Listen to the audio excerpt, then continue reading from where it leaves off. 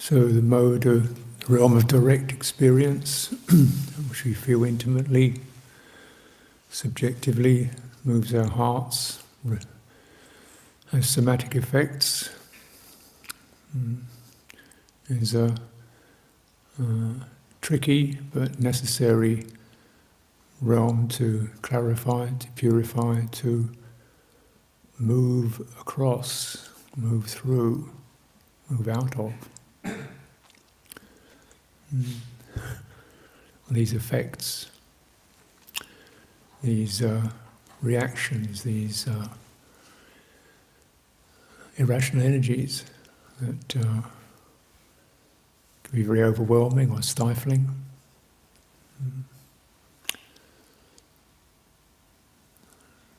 Something that's possibly to something that's very open, bright, certainly subjectively experienced, but not personal. Doesn't create a person out of it.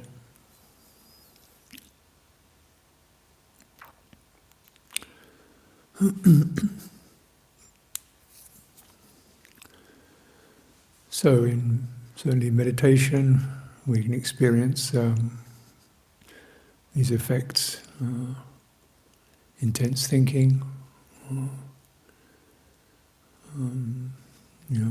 memories and regrets and passions rushing up, agitations, and often these stifled states where you just feel numb and dull. It's not because you didn't get any sleep. Sometimes you can feel really, tired, dead, totally numb. Get up, walk outside. Oh, it's gone. It wasn't fatigue, it was blocked energy, stagnant energy, something stuck. And it's very frustrating because one can have very good intention, lots of instructions, and you still can't, something can't do it. Something wrong with me. Which is the default. Everything gets taken personally, particularly subjective experience. And the asava of becoming, the outflow of becoming, the corruption of becoming, we assemble a person out of an experience. This isn't a conscious decision, it's a default. Default is to assemble a person or a self out of subjective experience, for good or for bad. And even for good, it's not for one's ultimate welfare, because then we want to have more of it and we regret when it passes, or we get conceited, or we feel we are something. And if it's bad, we feel we're hopeless, can't do it, we're nothing. And yet we're still a something that calls itself nothing or inadequate. And this is the becoming asava.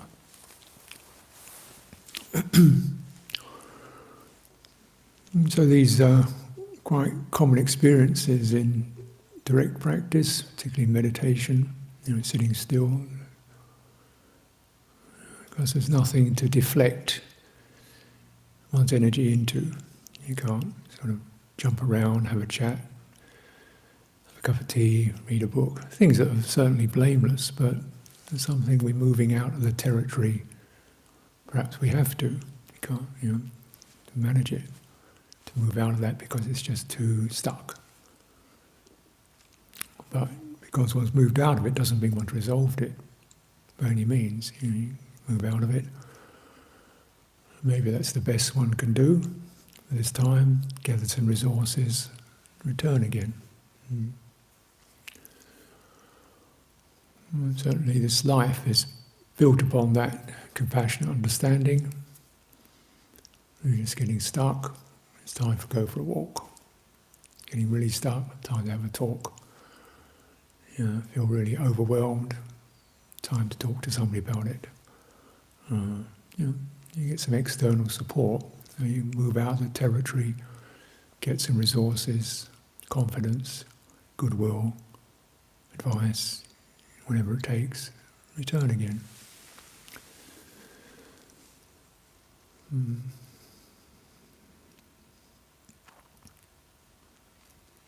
And practice is always purification of citta.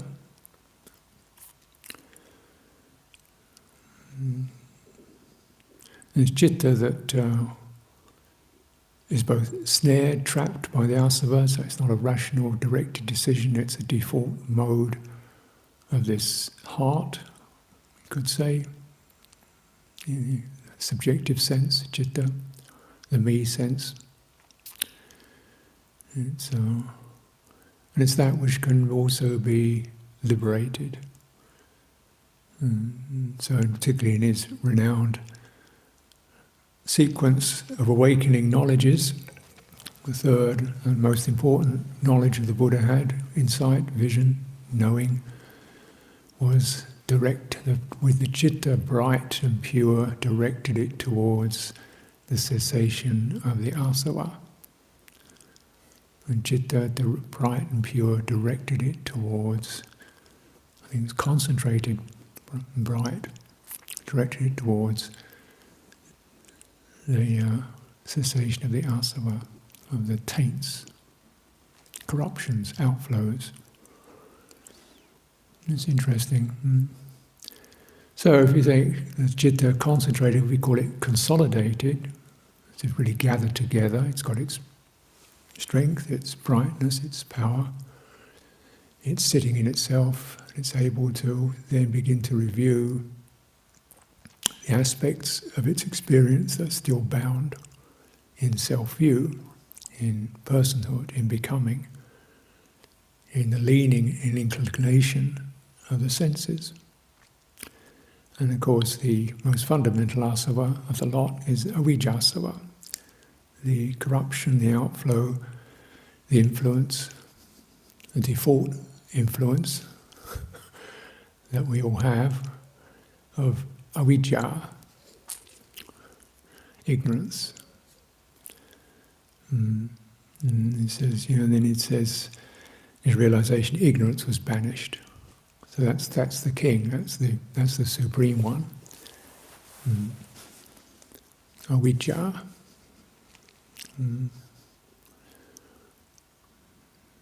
Of course, as I've suggested, a lot of these translations tend to be inclined towards the more cerebral renditions of terms.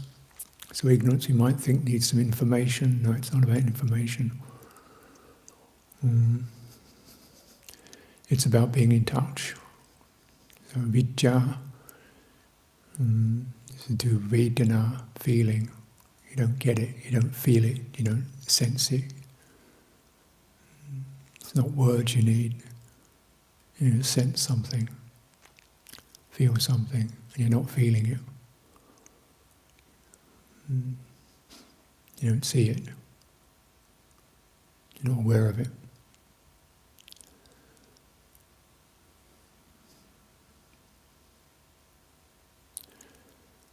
And the idea of the brightening and consolidating and gathering together and collecting of citta is to at least recognize something's there. What's that you didn't notice? It's very difficult to know what you don't know, isn't it? How do you know what you don't know? How do you know ignorance? How can you sense what you don't sense? How do you get it?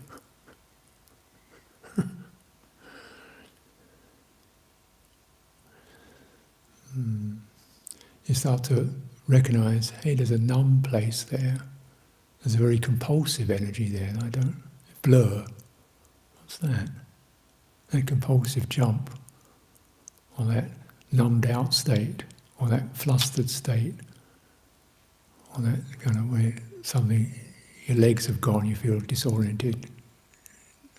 You know something's lost, something's not there. Balance isn't there. Composure isn't there. Clarity isn't there. Well-being isn't there.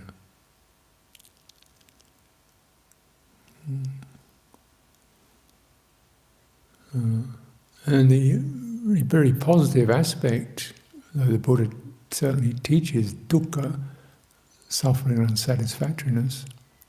The thing to bear in mind is this is a consequence of ignorance, not seeing, missing a piece. With that ignorance dispelled, the experience could be a very deep contentment, ease, composure, happiness. That could be the default. Happiness that follows you like your never departing shadow. It's always there. Fundamental well-being. Of course, events come and go that one feels disappointed by or concerned about, but fundamentally, the well-being. Not based upon a thought or an event or an experience, but based upon citta. Citta rests in itself.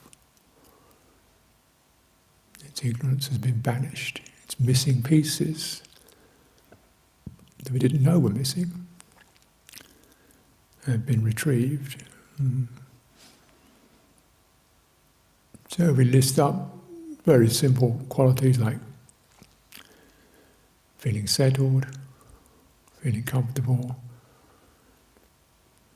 These are not that difficult notions.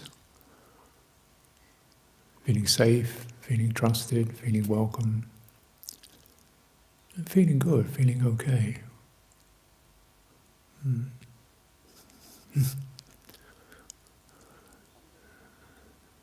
And notice the times when it's not there. When we feel pressurized, obligated, driven, have to do, can't do, overwhelmed, flooded, stuck. That's asava.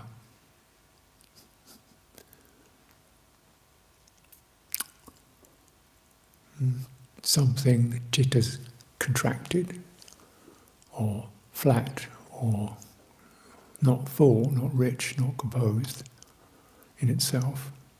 This is the default, really.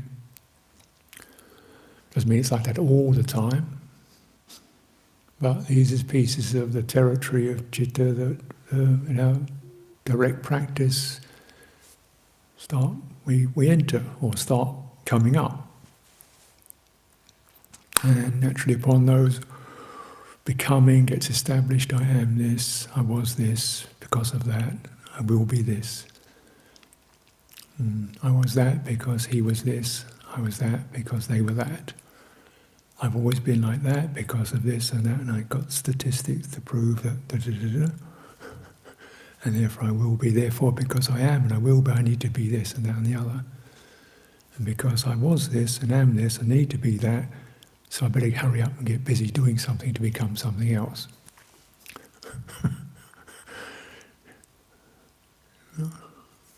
And so this is like, gets directed this kind of low-grade panic, which people unfortunately experience in their lives as a continuum.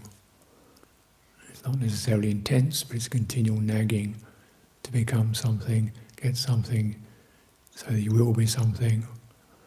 Because right now you're not something that you could be, should be, other people are.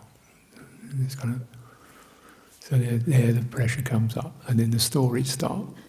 What I was, what other people are, the way the world is, everybody else is fine, whatever it is, Stories come up, the plans, the visions, the scenarios.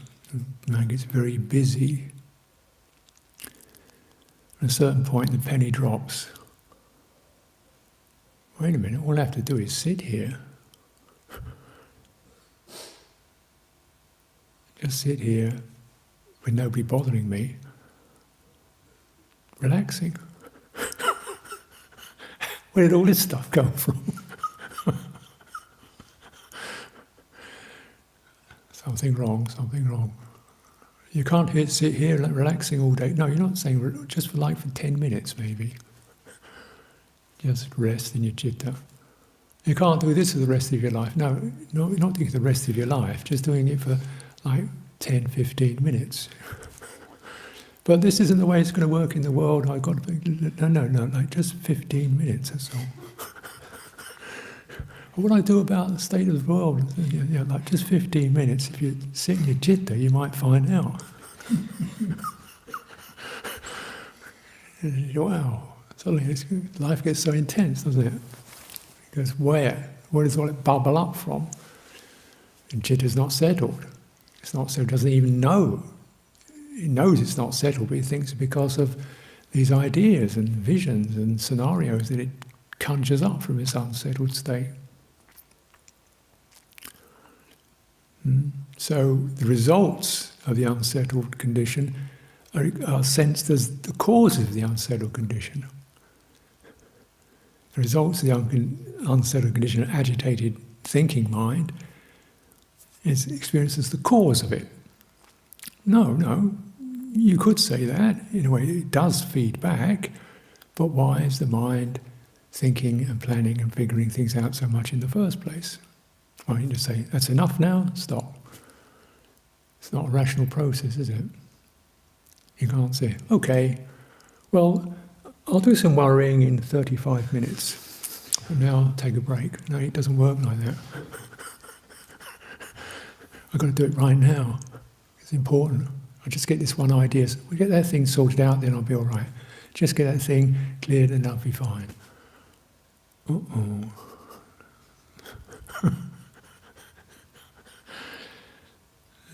That's ignorance. We take the results to be the cause. That's ignorance.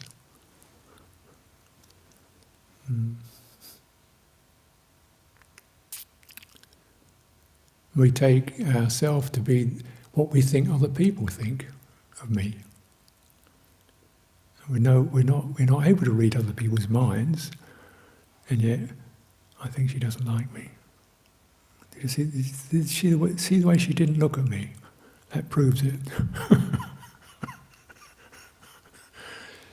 I know they're all hostile, they're not saying anything at the moment, but I can feel their hostility. Really? Look again. Where's that? Yeah. I feel, being judged, being blamed, being left out. Where's that? Nobody's saying anything. Yeah, they're not saying it right now, but they're behind my back, they're talking about it. And somebody mentioned something you might have made a mistake over, that proves it. No, it just means that for one little point you made a mistake, that's all. And you get this blanket ill will. We assume it's coming from other people.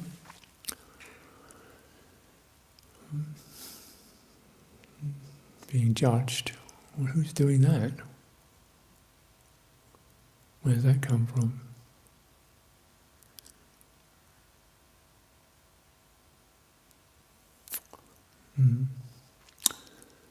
Don't know. Because it's not coming from a person, it's coming before the person, a fundamental sense of ill will, unsettled, uncomfortable, constricted citta.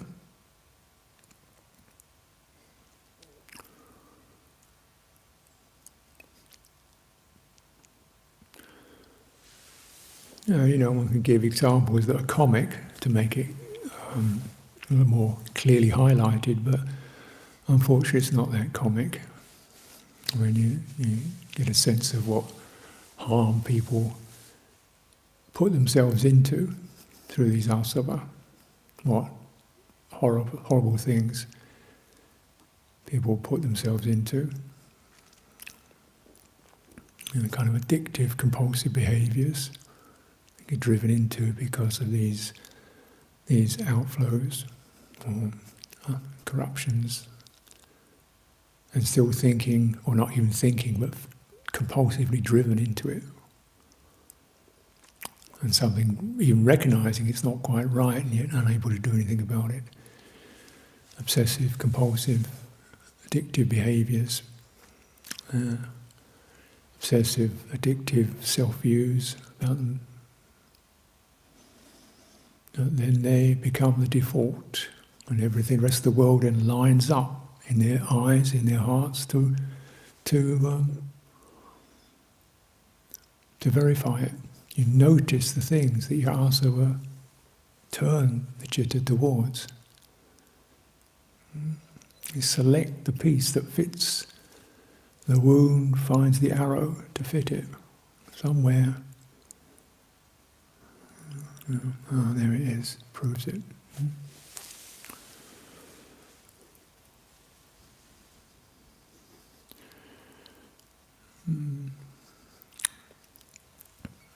And sometimes this is this experience of avijja, not getting it wrong, turning it upside down, making what's subjective into objective experience, making a world out of subjective imbalance.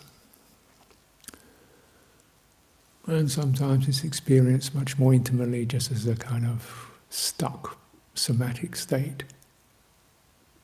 Constricted, can't even feel much of a body at all, let alone do mindfulness of breathing, which is supposed to be like an easy thing to do, like, nice, everybody can breathe, can't they?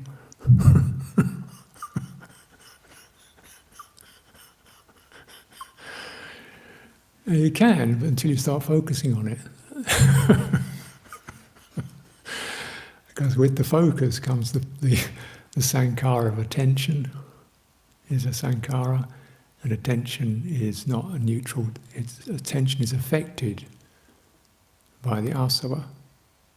It's not, you don't decide it, you don't do it from a conscious decision, just the way of attending thing, it gets tight, compulsive, got to make it, what's the right way to do it? And that just comes along with the act of attention.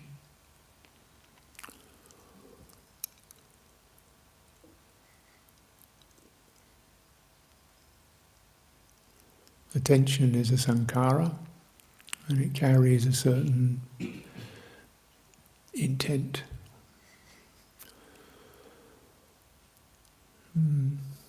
That's why anyone needs to keep kind of referring simple things that don't require a massive effort of the will to attend to, just like walking along, eating a meal, sensation of the body. Something that comes to you easily. I would certainly recommend that approach. Just sit, stand, walk, and what comes to you easily, rather than through some act of the will.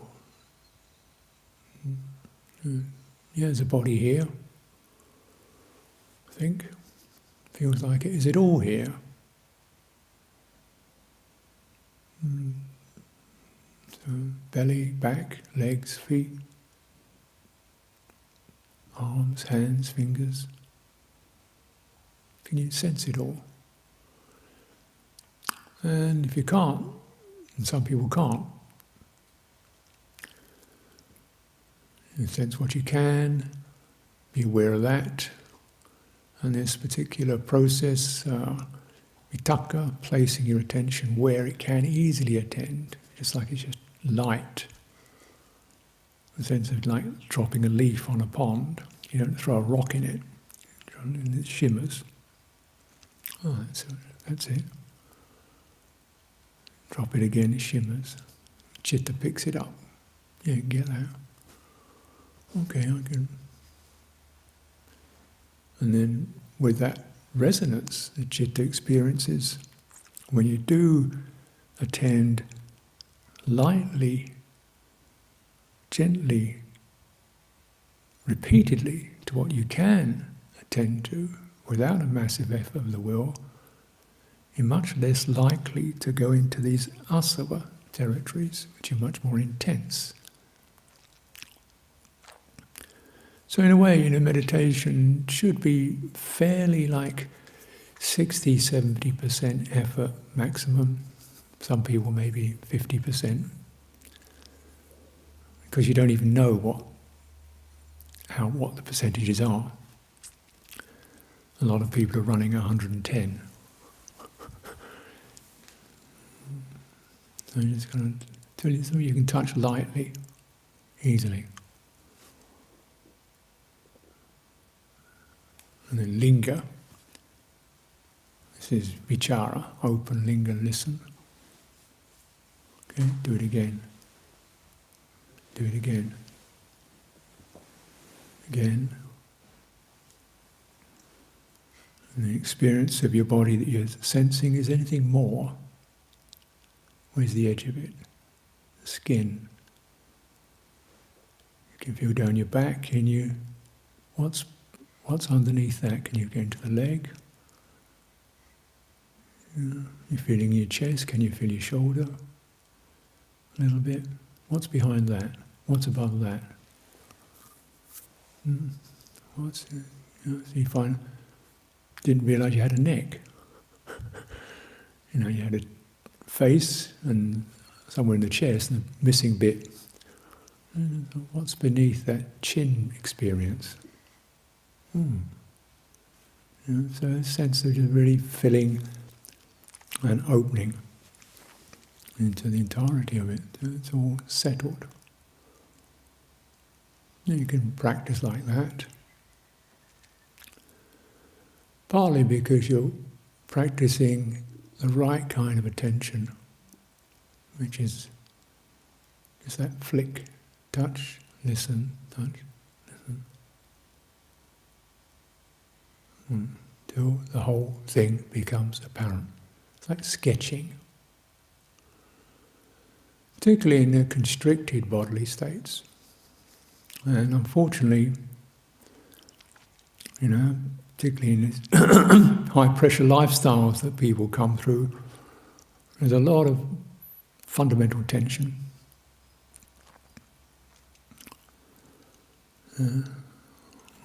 Body's tensed up, people are hypersensitive.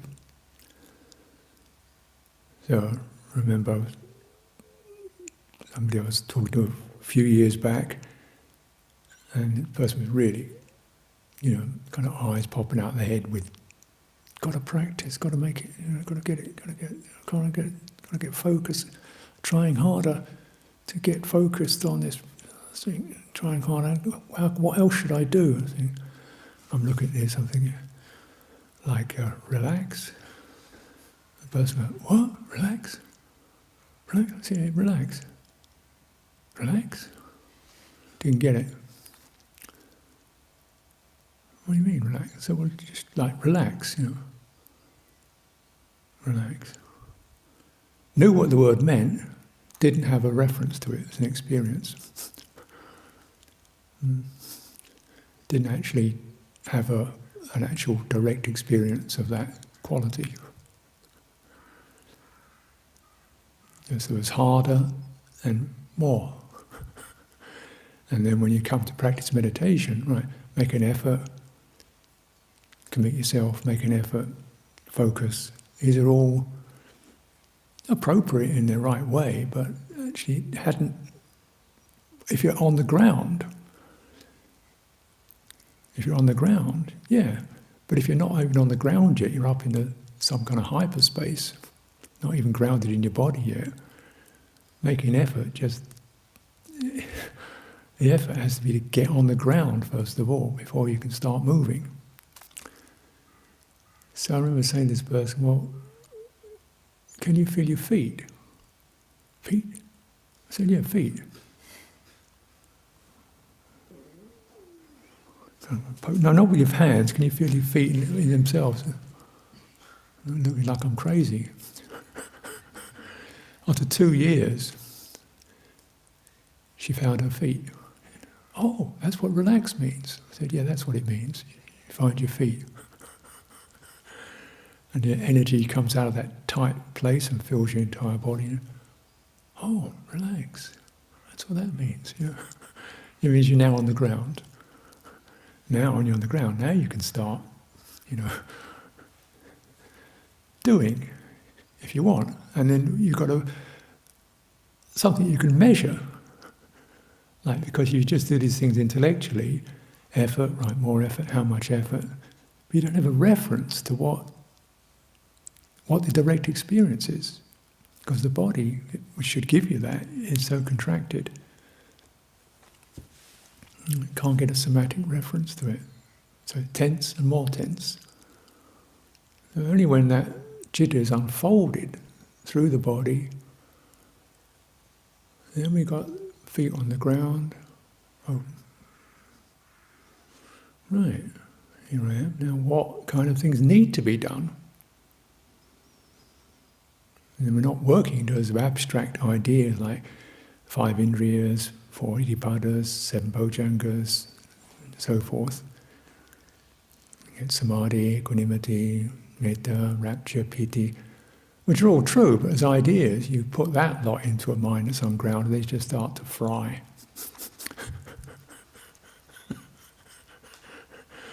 Well, all these terrible things they've got to do, they can't possibly do. And they say, no, get your feet on the ground, and you'll start to feel the quality of saddha, faith, confidence. Energy becomes available, it's no longer driven, it's naturally there. You can be aware of it, there's been reference to that. Mindfulness of body becomes available, it's not a screwed up state of trying to focus on a particular point. It becomes, well, why not, default. And maybe even more revealing, the quality of goodwill is present, available. Doesn't have to be conjured up. Doesn't have to be, willfully produced. It's natural. Why should you not feel goodwill? Why not?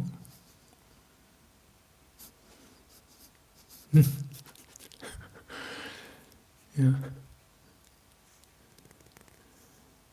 And so, you see that certainly there are teachings that give you instructions on metta bhavana, but really the Buddha, he didn't tell you how to start, he just said extend it. As if that's the default, and now you can extend it further and deepen it. But it's like, well, if you're grounded and relaxed, it's natural to experience a quality of richness of heart, I would say. The heart is rich. And the quality of metta is that which richness wants to express itself. Generous, grateful, compassionate, helpful. That's natural, because that's what it does. And then you just encourage it, to move into directions you hadn't really given much focus upon, near and far, in oneself, through all the domains of citta, the fearful areas, the guilty areas.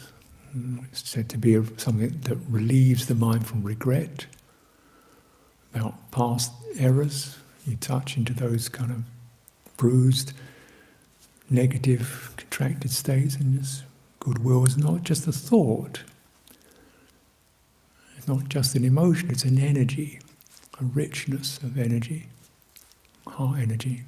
It starts to soften these places where we feel brittle or sour, hurt.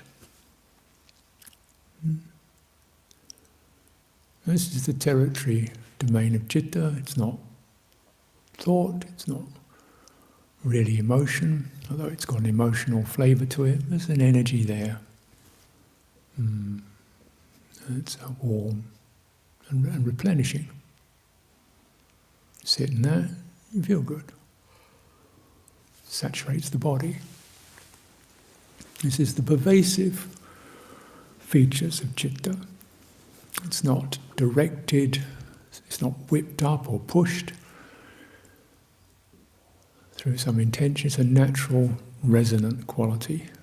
And when you sit still, the theme is if the citta is grounded, and it's this kind of suffusive quality of richness, goodness, health, clarity just begins to permeate.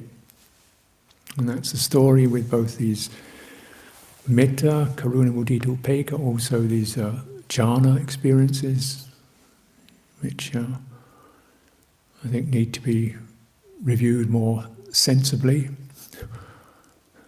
and just in a hypnagogic state, focusing on a point of light, but a natural absorbed into, or settled into, or drinking up, soaking up the qualities of goodwill, soaking up the qualities of self-respect, soaking up the qualities of virtue, saturating oneself with the happiness of these. Until that becomes saturating the body with that through breathing.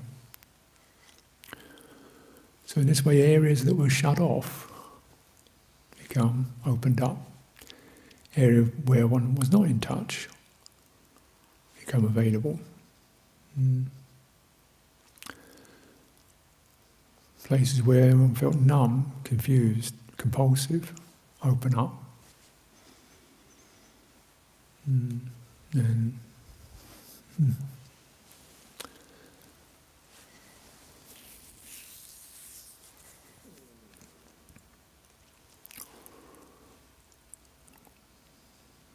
so in that sometimes you get an insight, oh, that's because of that.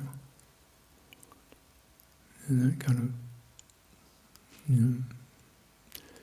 traumatic experiences or unresolved shocks, social conditioning, pressure, abuse. These are common stories that I hear in teaching, listening to others. Abusive behaviour towards them, or that they've done towards others. These all leave powerful scars and strictures on the heart. Childhood abuse particularly. For all the crazy stuff that we're inducted into, workaholic, compulsive,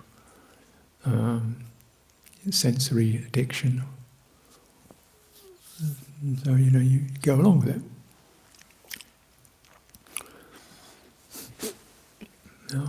And the ignorance protects it.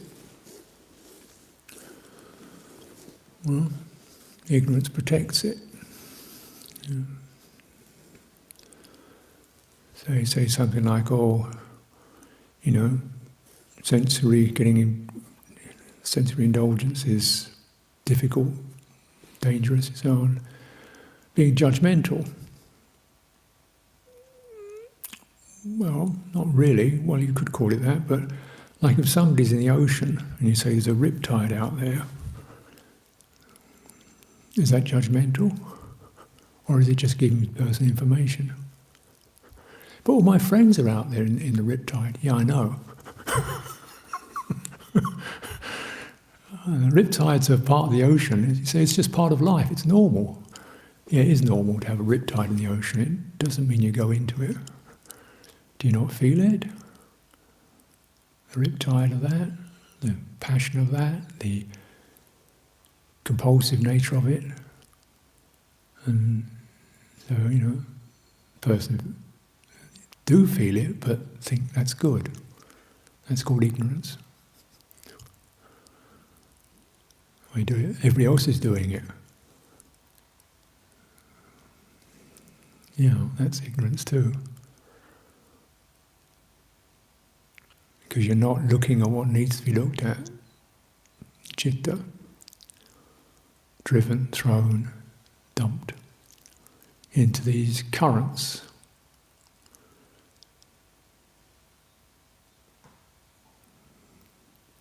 Buddha teaches for our welfare. Protect. There is dangerous stuff out there. The asava throw you into it. These are the riptides. The ones you're most wary of are the ones that you don't see on the surface. The bits you don't see. So you start really reviewing that which is just pretty obvious, like, do you have a body?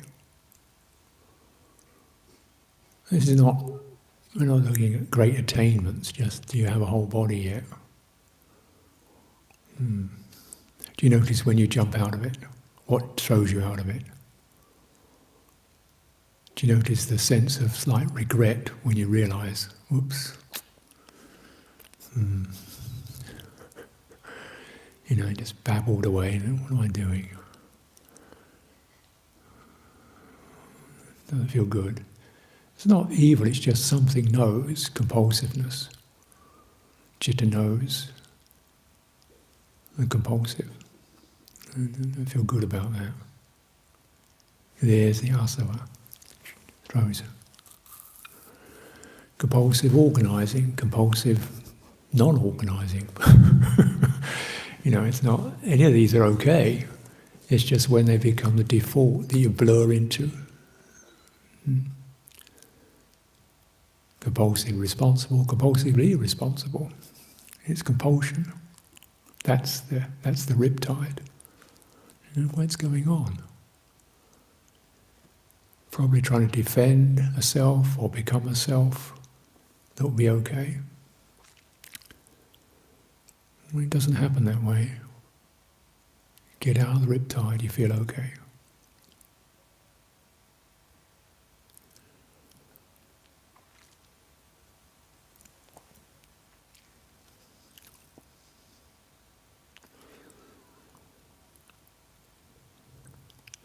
Knowing what you don't know, touching what you don't quite get.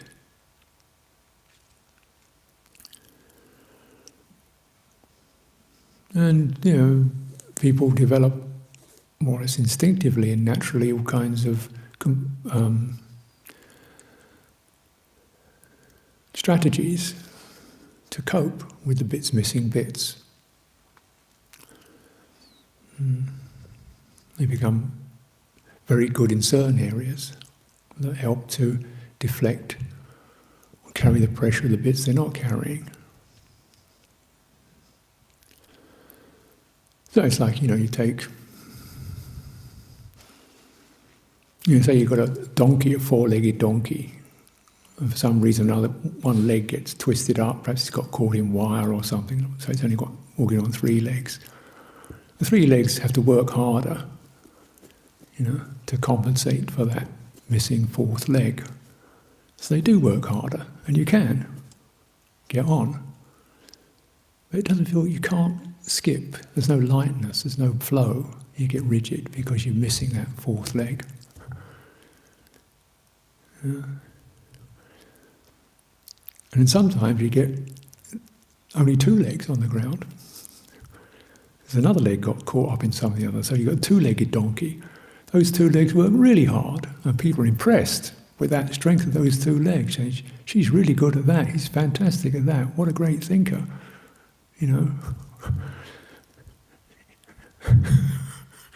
But they can't know how to relax. They don't know how to be playful.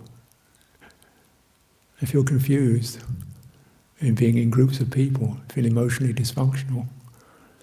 You get people with only one leg, one-legged donkey. Sitting in their room playing computer games all day, or just sitting behind some screen in abstractions because they can't even manage going out the door, being with human company.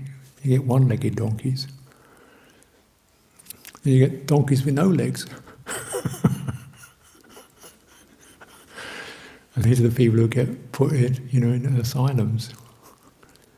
You can make a funny example, but it's not funny. Because all donkeys have four legs. But sometimes they don't. One bit's kind of gone out of action. So they have to be encouraged. Move lightly. Move lightly. Okay, I've got to move lightly. No. Not I've got to move lightly, just move lightly. Right, I make a special effort to really determine to move lightly. No, not quite that. I know what you're saying, but like light. They don't feel quite right because you're not being your normal self, which has become, constructed out of the particular pattern we got into. There was a monk here a few years ago who had a lot of back problems and shoulder problems. He was doing all kinds of things with his back and his shoulders, trying to get them relaxed. He had this tension in his back and his shoulders. He couldn't get it right. His yoga, this and that, trying to relax the tension in his shoulder. Eventually he went to an osteopath and the guy said, nothing wrong with your shoulders, nothing wrong with your back. One leg lifted up. Problem was, one leg was like half an inch shorter than the other. So it lifted off the ground. But what happened was, because,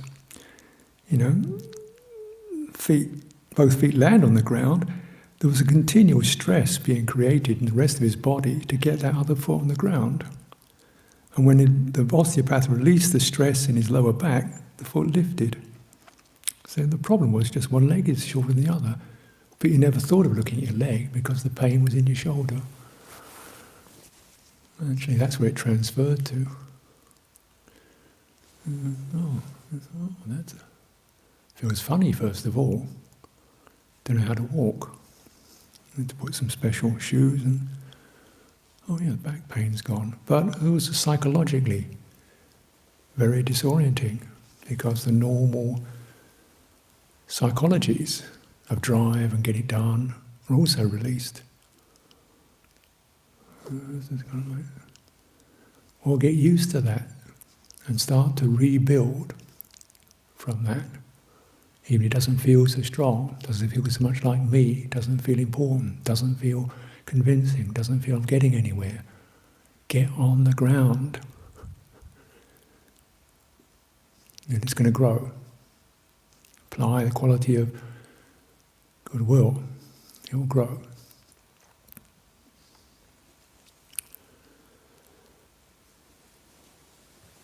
Some of these things are quite subtle, we don't really know what they're about. Practice internally, externally, practice how you are in the sense fields.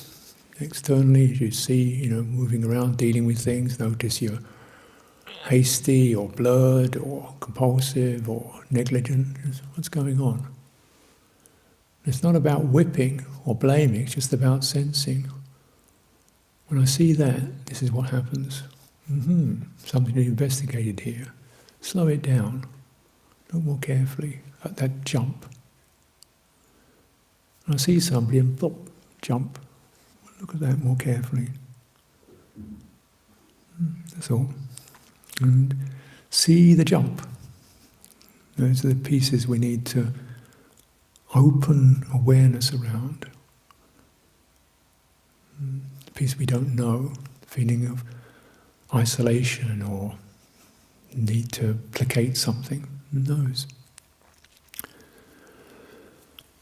Internally, if you carry, for example, if you carry chanting, I generally carry chanting in my mind and in my body, my heart.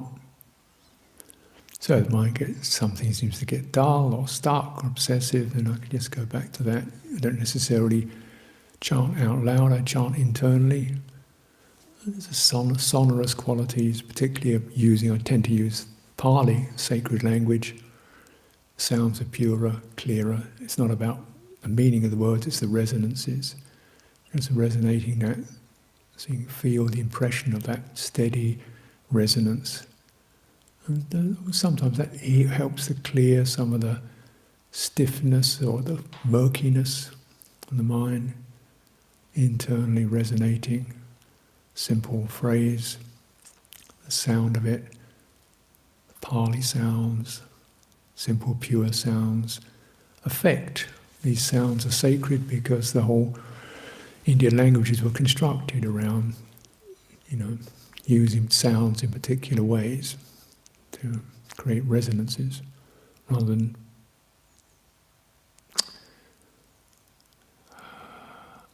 ideas. So you do that, you brighten up. Recollections. So sound image, recollection image, teachers, friends, that which warms the heart, bring that in, and you feel something, fog clears, something releases. These are the ways in which we use means to, find that complete, get the citta here, inhabiting our lives and coming out of its occlusions and blocks. And then this, in purifying it, stabilizing it, enjoying it, seeing, directing it towards the destruction of the taints. Directing it, that can be inflected. So enough of that. Enough of that. I see this, I realize that. There's the missing piece. Gone. Finished. And citta is released from the asava. So we're no longer being in this clung state.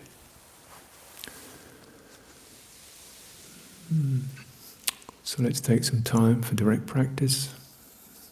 And